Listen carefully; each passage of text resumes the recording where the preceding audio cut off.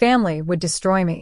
But there I stood, surrounded by them, their faces twisted with anger, disgust, and something far worse, satisfaction. "How dare you?" my father thundered, slamming a stack of papers onto the dining table. His hands trembled, not with doubt, but with fury. I flinched. "I don't understand." "Don't lie," my mother shrieked, her voice slicing through the thick tension like a blade. "We know what you did." I stared at them, my heartbeat slamming against my ribs. The entire family was gathered in the grand living room. My aunts, uncles, cousins, even distant relatives I barely spoke to. Their expressions were hard, unforgiving. And there, standing in the shadows, was my older brother, Eric. His arms were crossed, his lips pressed into a smug smirk. He was silent, but I could feel his amusement as he watched me unravel. "What are you talking about?" I finally choked out. My uncle stepped forward, shoving the papers into my hands. "You forged legal documents. You tried to steal the family estate. You thought we wouldn't find out." I blinked rapidly, my fingers gripping the edges of the papers as I skimmed through them. My name was scrawled at the bottom of multiple documents, signatures that claimed I had transferred property deeds, bank accounts, and assets into my name. Forgery. My stomach dropped. "This isn't real," I whispered. "I never." A hard slap cracked through the air. I gasped, my face stinging as my mother pulled her hand away. "You disgust me," she spat, eyes brimming with betrayal. I stepped back, my vision blurring. "Mom." My voice wavered. "I swear I didn't do this." But her eyes were cold. So cold. And in that moment I realized they had already decided. I was guilty. Nothing I said would change that.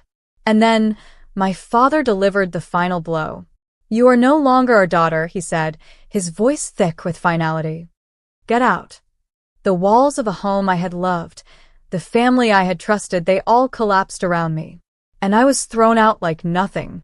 I wandered the streets in a daze. The cold night air bit at my skin, but the numbness inside me was far worse. Homeless. Penniless. Betrayed. How had this happened? My mind reeled. I replayed everything. Every conversation. Every moment leading up to tonight. Nothing made sense. Then I thought of Eric. My brother. The golden child. I should have known. The realization was like a knife twisting in my gut. Eric had always been their favorite. I was just the unwanted extra. But this wasn't just favoritism. This was a setup. And I had fallen right into it. I had been sitting on a park bench for hours when a shadow fell over me. "You look like you could use a warm meal." I looked up, blinking at the man standing before me. He was tall, dressed sharply, but there was kindness in his dark eyes. I should have ignored him. I should have been suspicious. But I was too tired to care. I nodded. He took me to a small, quiet restaurant and ordered me food. "Who are you?" I finally asked, my voice hoarse from lack of use. "Nathan." He gave me a small smile. "I'm a lawyer." I froze. "A lawyer?" His gaze sharpened. "And I think you just got framed." Nathan was relentless. Within days, he pulled up my family's legal records. We combed through the documents they had used to accuse me. And the truth was worse than I imagined. Eric had been moving money for years. Shifting accounts. Buying properties under shell companies.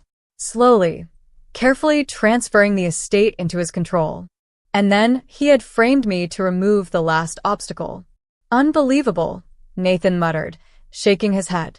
"Your own family sold you out to cover their own greed." I clenched my fists.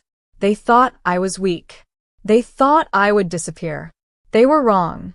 I was going to fight, and I was going to win. 2 months later, I stood before the gates of my former home. But I wasn't alone. Nathan was by my side, a folder of damning evidence in his hand. And today, my family would learn exactly what it felt like to lose everything. The grand iron gates loomed before me, tall and imposing, as if they could still keep me out. But they couldn't. Not anymore.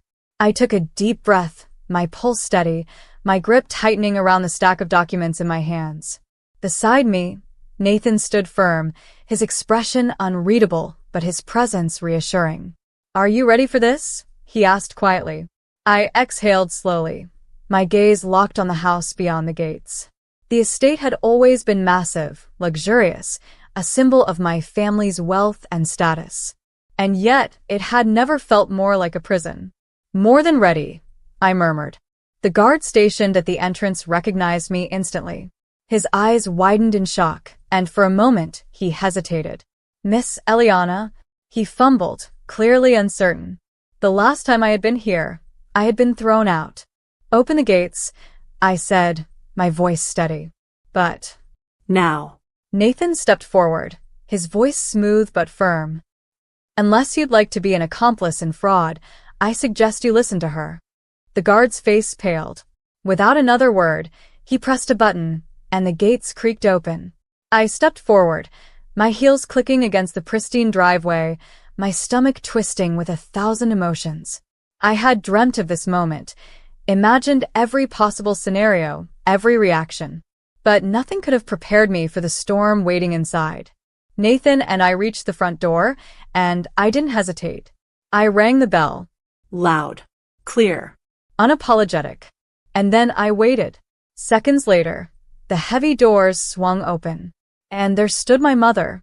Her face was unreadable at first, her lips parting slightly as she took me in. I expected shock, horror, something. But what I got instead sent a cold wave through me. She scoffed. "Eliana." My mother's voice was clipped, impatient. She leaned against the doorframe, arms crossed. "I see you finally crawled back. I'd be lying if I said I wasn't expecting this." Nathan let out a soft chuckle beside me. "Oh, you should have been expecting this. Just not for the reasons you think."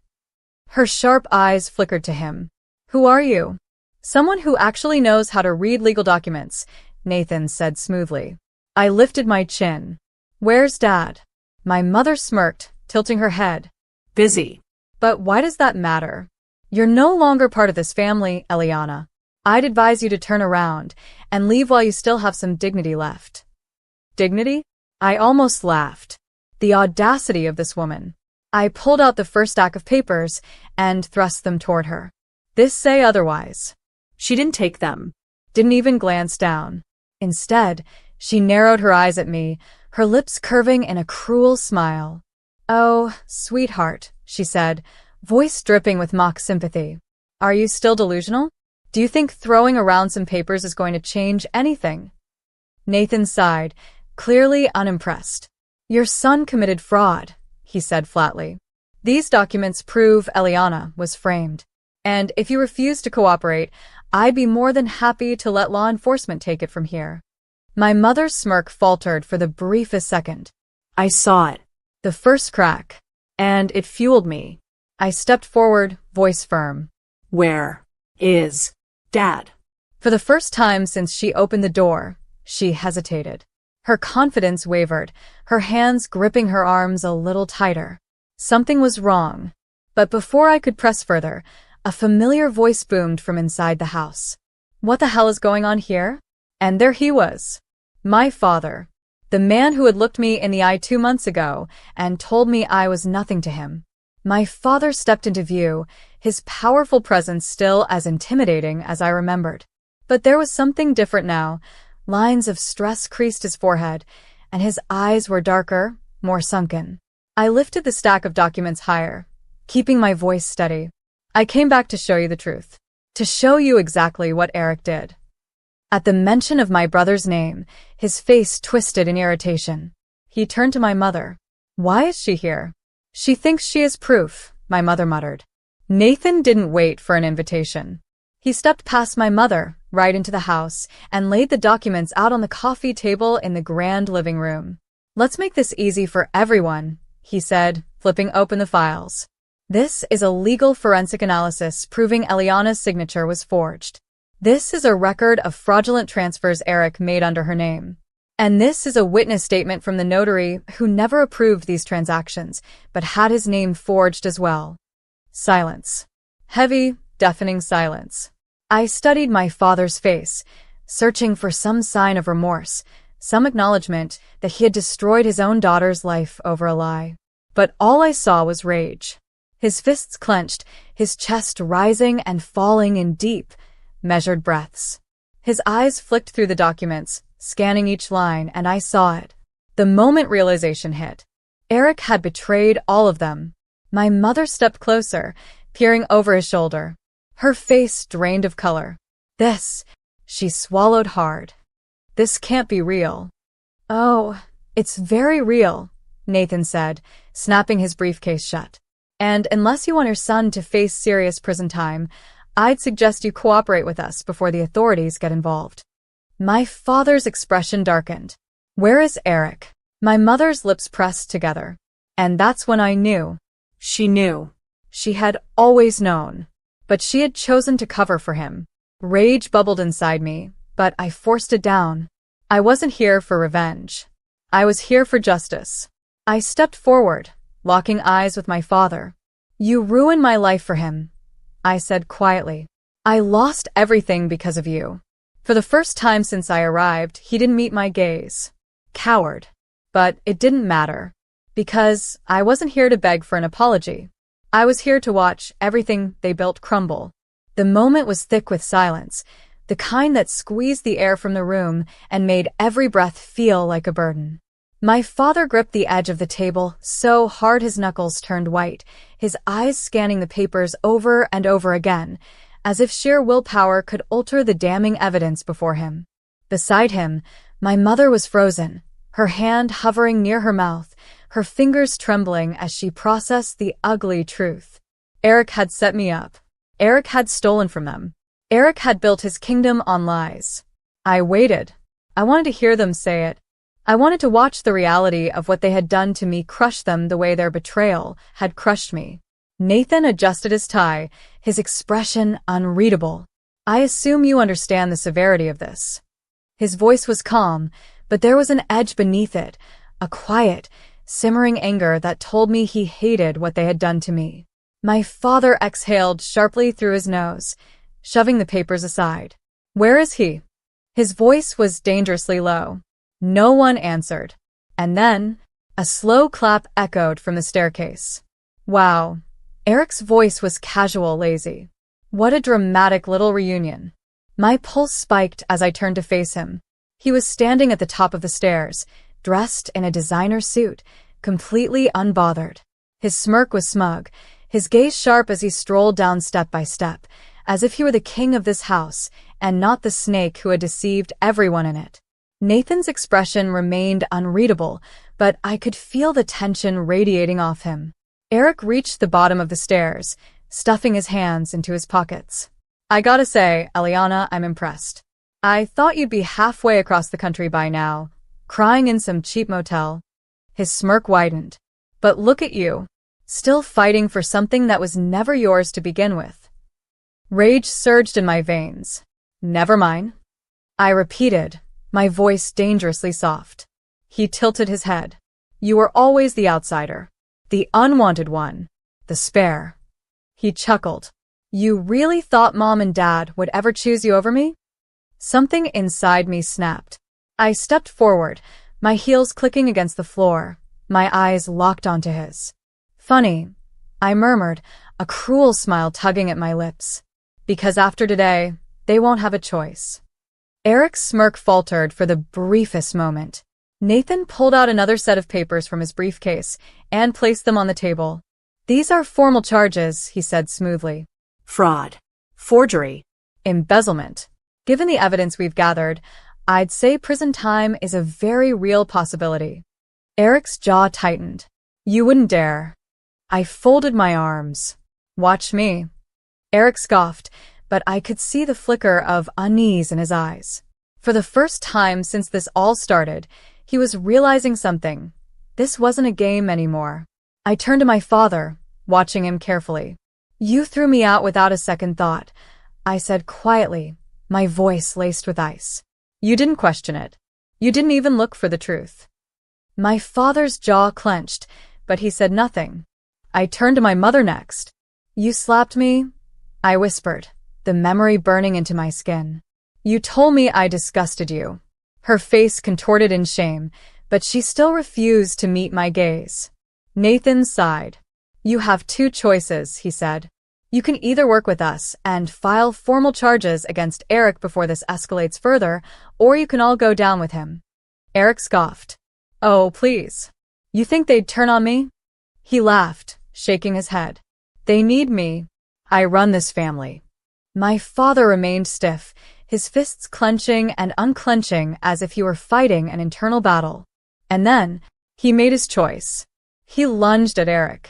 You bastard, he roared, grabbing Eric by the collar and shoving him back into the wall. You stole from me. From this family. Eric's eyes widened in shock. Dad. You lied to me. My father's voice shook with rage. I threw my own daughter away for you. And you, asterisk. Because I deserved it. Eric shouted back, his face twisting. I was supposed to inherit everything. Not her. Never her. The confession was deafening. My mother gasped. My father froze. Nathan smirked. Well, that's convenient. He pulled out his phone and held it up. The voice recording was still running. Eric's face drained of all color. You set me up, he choked. Nathan shrugged. No. You did that all on your own. Eric turned to my parents, panic flashing in his eyes. You're not seriously going to believe her over me, are you? He gestured to me like I was some stranger, some villain. She's nothing. She's always been nothing. My father's breathing was heavy. He looked at Eric, then at me, then back at Eric. And then, he exhaled sharply. You're on your own, he said. Eric's whole body stiffened. What? My mother stepped forward hesitantly, her eyes glassy. You lied to us, she whispered, shaking her head. We lost our daughter because of you. I waited. I waited for her to turn to me, to apologize. She didn't. Of course she didn't. Eric's expression twisted into something ugly. You're making a mistake. Nathan leaned in. The only mistake here was you thinking you could get away with this. And then the front doors burst open. Red and blue lights flashed outside, and the sound of boots stomping across the marble floor filled the house. The police had arrived, and Eric's reign was over. The flashing red and blue lights cast eerie shadows across the marble floors. The weight of what was happening settled over the room like a storm cloud ready to burst. Eric stood frozen, his jaw clenched so tightly I thought his teeth might crack. The usual smugness was gone from his face. Instead, there was something else, fear. For the first time in his life, he wasn't the golden boy. He wasn't the untouchable heir. He was trapped. The police officers moved in swiftly, their presence commanding as they approached. Nathan remained unnervingly calm, stepping to the side to give them full view of Eric. Eric Laurent. One of the officers spoke, his voice authoritative. You are under arrest for fraud, forgery, and embezzlement. You have the right to remain silent. Eric snapped out of his trance. No. He shoved the nearest officer back and bolted toward the side exit. For a moment, time slowed. The door slammed open. His footsteps echoed. Then, don't let him get away. The officer surged forward, chasing after him. My father let out a furious growl, but he didn't move to help Eric. He only stood there, breathing heavily, his hands clenched at his sides. I turned to my mother, waiting, praying for her to say something. For her to look at me, even once, with regret. But she just stood there, silent and unmoving. Eric didn't make it far. By the time I stepped onto the front porch, I saw him pinned against the driveway, his face pressed into the pavement as an officer handcuffed him. Let me go. Eric thrashed, his voice rising into a panicked shriek. You can't do this. Nathan stepped beside me, exhaling. I love when entitled people face consequences. I watched as the officers pulled Eric to his feet, his face red with fury. His expensive suit was now covered in dirt, his once perfectly gelled hair a disheveled mess. I should have felt satisfaction. I should have enjoyed watching him break. But instead, all I felt was emptiness. You set me up. Eric turned to me, his eyes burning with desperation. Tell them it was all a mistake. A hollow laugh slipped past my lips. A mistake? He nodded rapidly, his chest rising and falling. We can fix this. You don't have to do this to me, Ellie. Ellie. The name he used to call me when we were kids. I clenched my jaw. You did this to yourself, Eric. And for the first time, his face crumpled with something real. Panic. Loss. Realization. As the officers pulled him toward the police car, he let out one last desperate plea. Mom. Dad. Help me. I turned slowly, watching my parents. My father didn't move. His eyes were locked on the ground, his jaw twitching. My mother's hands shook, but she still refused to look at me. Eric let out a guttural scream as he was shoved into the back seat of the police car. The doors slammed shut, the sirens wailed, and just like that, the golden child was gone. Silence swallowed the estate. The weight of everything pressed against my chest, suffocating. The people who had once been my entire world, my own parents, had chosen him. Over me. Again and again. And now, when he was gone, they had nothing to say. Nathan folded his arms beside me. So? What happens now? I exhaled sharply. Now came the hard part. I turned back toward my parents, my heels clicking against the marble floors as I stepped inside. They followed me, their movements slow, as if they were just now realizing how small they had become in their own home. Nathan placed the final set of documents onto the table. These are the official asset transfer papers. Since the fraudulent documents Eric signed are void, the estate is legally back under Eliana's name. My father's head snapped up. What? Nathan nodded, unfazed. Legally, Eliana is now the majority owner of the family estate. Which means, he turned to me. She decides what happens next. A suffocating silence filled the air. I could feel my mother's gaze burning into me, waiting, praying that I wouldn't say what she feared. But I was so tired.